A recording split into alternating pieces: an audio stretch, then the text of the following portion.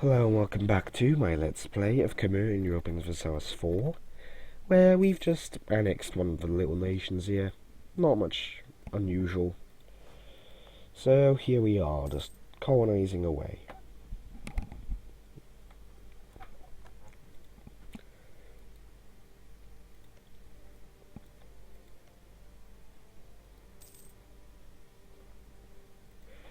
So, we'll be engaging them next, which is fair enough, I think. Shouldn't have any issues. Been doing a bit of coring too.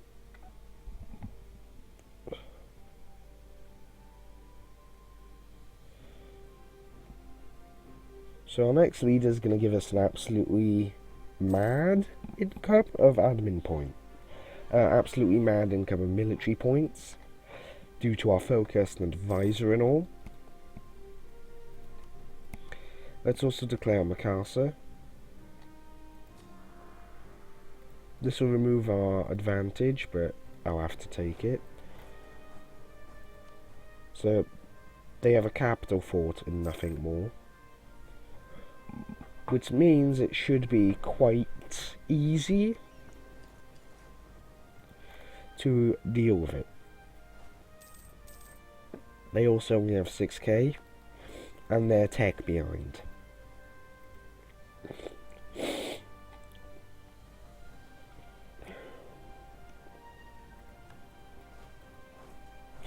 So I'm going to try and squish their army into oblivion. I thought I said...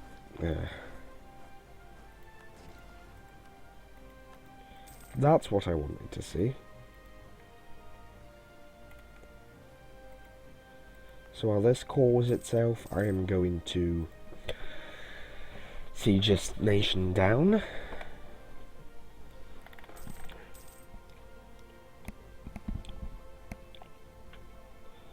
Seems Brunei did manage to land a Magifit and dealt quite the hurt.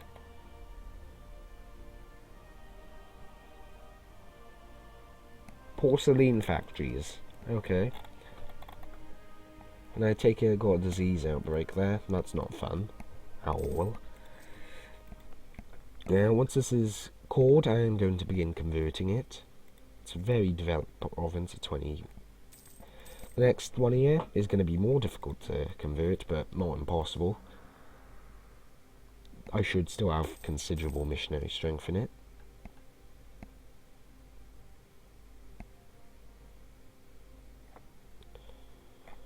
Now, have I ever had a theologian? That's a theologian. Okay, that's what I wanted. And I'll actually keep him, because he's quite useful. So that improves my... I'm not going to really be tolerant of other cultures. That is not me.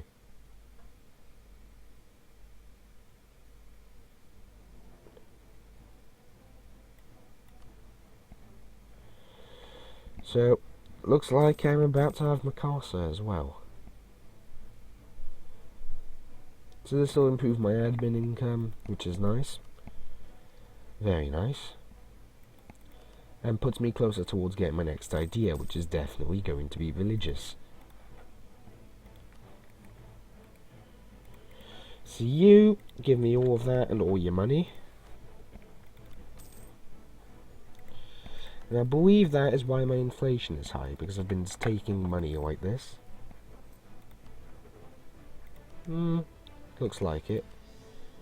And I can only barely not call the other province. So, I could try and convert it. It'd take a while, so I'm not going to.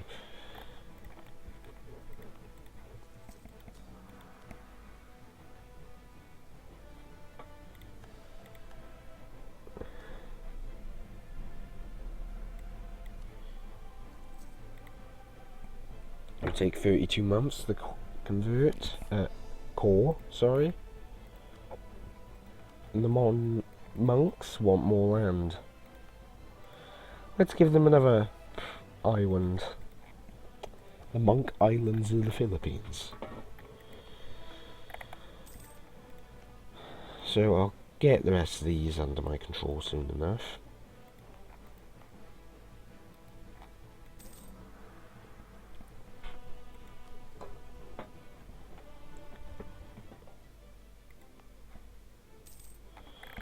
So 600 settlers, doing quite well for itself. And the one up in the Philippines, it's not quite as large yet. It's only at 230. But still going to be quite a substantial settlement eventually. Seems I also now get to have new ships.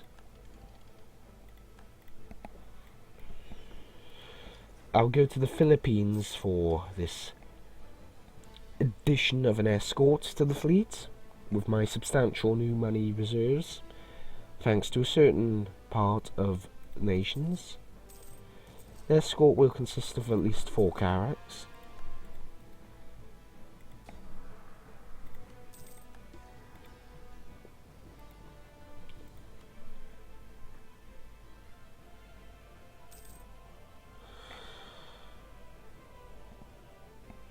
So, I'm happy with my Diplotech for the time being.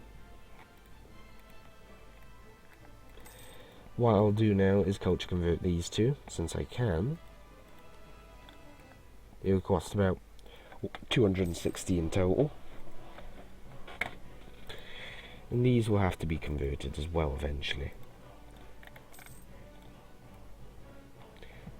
The mainland conversion can wait a while.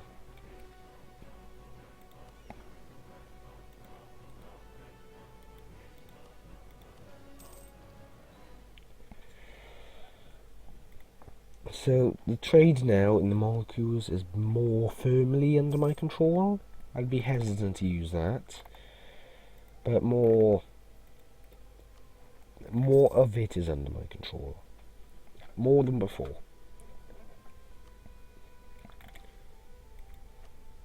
Spare caution.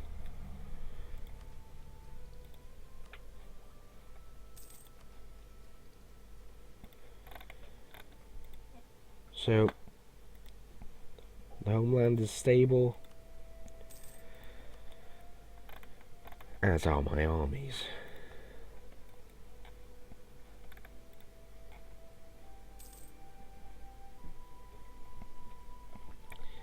Once this is the true faith, it should quite comfortably not rebel.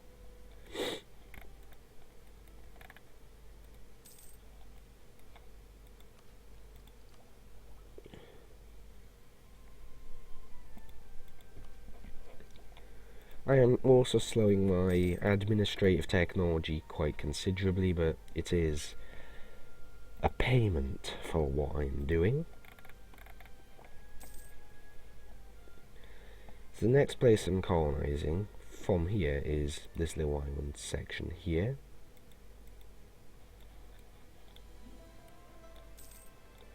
Now, related to the Europeans, I'm not sure when they'll arrive.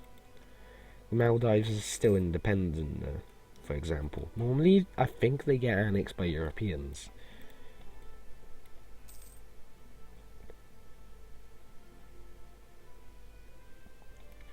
So, well, I do think I still have a substantial amount of time to colonise everything I need to.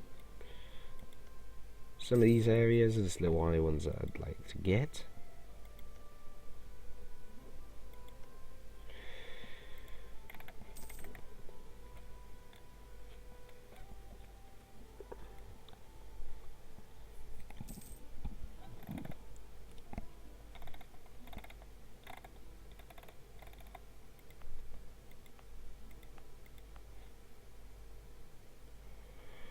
So, oh, let's see. The advantages of what I plan to do is I'm going to have a hell of a naval force limit. My trade is also going to be substantial. Something that I'm not really good at is trade. Don't typically use it very well, but I'm beginning to understand it better, even though I've played nearly 2,000 hours. But I think what really all I know is focus on collecting in nodes which are within your reach, say Malacca for me, but don't go too far. Like, the other option is Zanzibar, and if I could reach out, I still wouldn't collect there because I have no hope in hell of really having a good control. Now, Cham is no longer accepted. Let's see, how large of a culture is it? I should convert that.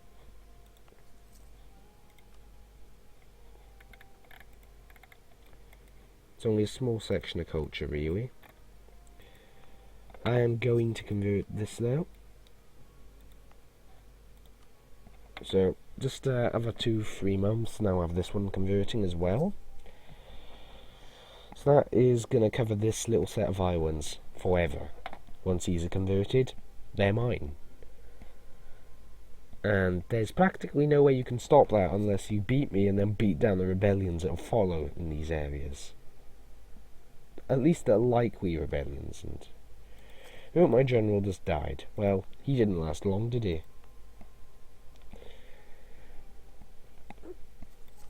So that's converting those areas now. They should become proper. I'll purge them. I'm not at war, and I don't predict a war for a while yet. Lang Zhang is looking probably at me and just like, I want to kill him, but look at their allies, Jesus.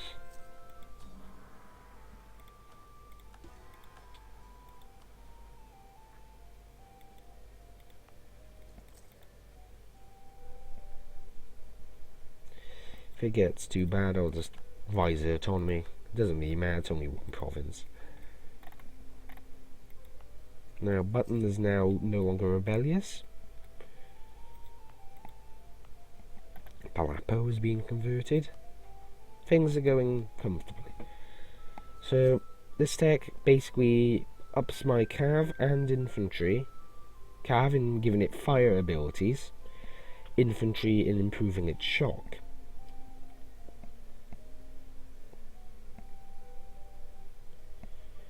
I don't think I'm using buildings enough. It's a bit of an issue, but I haven't really been bothered to try and fix it yet.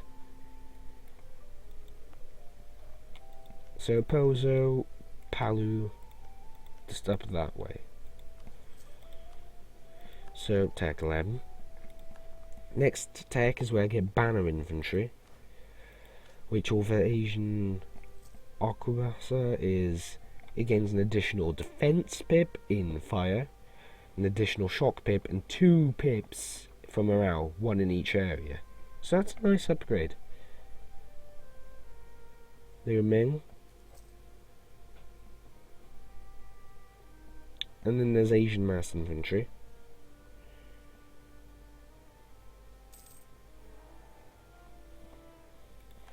Kendari is now a province of mine.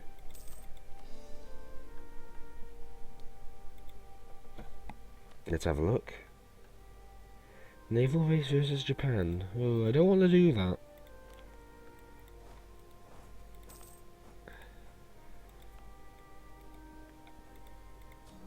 I shall spread Buddhism to everywhere.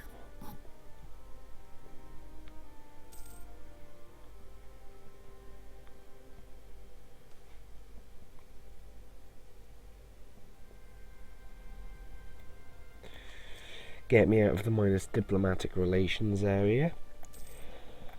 I would prefer to take anything that gives me karma right now.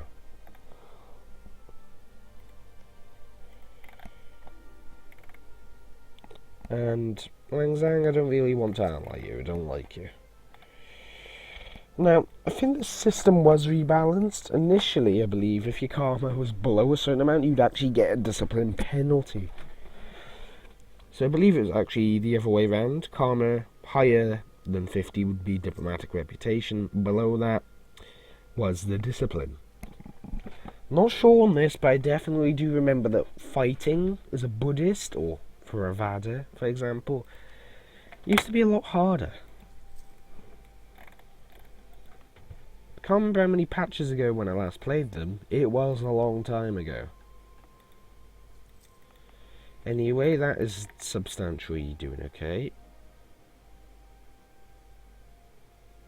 I'd lose karma doing that, but I don't. I'll take the... It gives karma. I need that karma. And the Carracks do make this fleet very expensive, but they also mean it can't really be engaged by light trade fleets as easily, if they're similar in number, because the transports do fight. Somewhat. Like, look at the fleets here.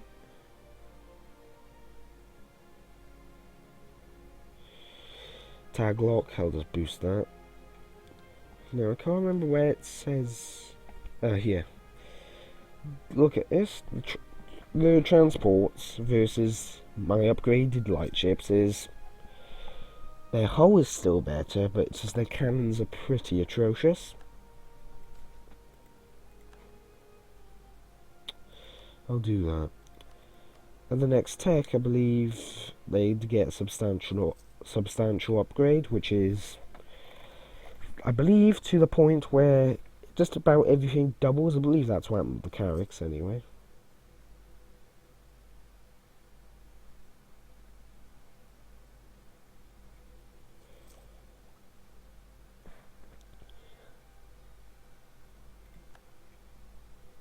So I'm going to go straight for this tech to get the infantry upgrade.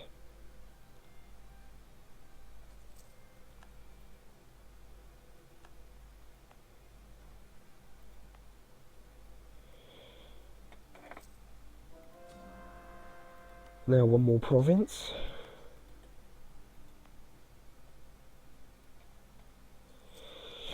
Your animist ways are not approved here. You shall be Buddhist.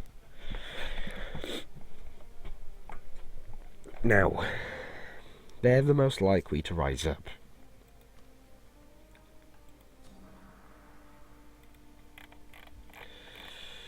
And Japan, what ideas are Japan taking these days? Administrative and defensive, and they also got massive discipline and bonus from their Japanese traditions. So, I'm going to want to have the right amount of karma and quality ideas when I'm engaging them, or offensive and quality at once. That would then, in theory, enable, say, me to actually fight them on even terms, or even on better terms. Plus this here, which, with my quality ideas, would also enable the exact same thing. Add that to the karma and defensive ideas, and I'd be fighting on a much higher level than them. I'd have 120% discipline, which is quite a high amount. But say Japan went Buddhist. Wait, did I just put a positive spin on things? But say Japan went Buddhist for whatever reason. And, you know, while Buddhist ended up, you know, taking offensive in quality, and their national tradition, you'd have 10, plus 5, plus 5, plus 5 with the right karma. 125 discipline. Imagine fighting that if you're on equal tech. You'd need a lot more troops than them, or very good morale.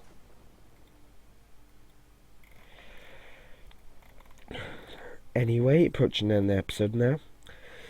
So, seems we're doing okay. We have several big islands, or moderate islands, under our control. Or island clusters, so Philippines.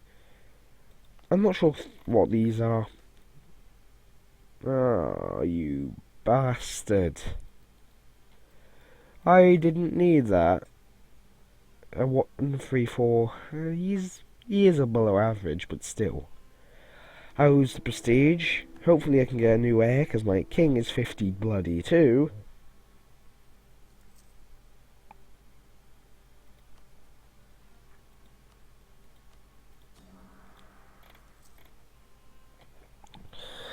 And I'd prefer to remain somewhat stable, but okay.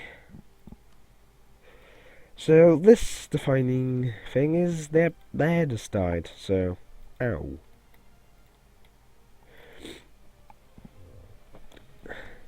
Hopefully my ruler does get another child or heir, but before he dies. Even if it puts me into a regency, I'd prefer to keep a heir, keep the dynasty going or such. But either way, thank you for watching, and I'll see you next time, where hopefully I'll get an heir and continue my expansion in Indonesia. Thank you for watching, see you next time.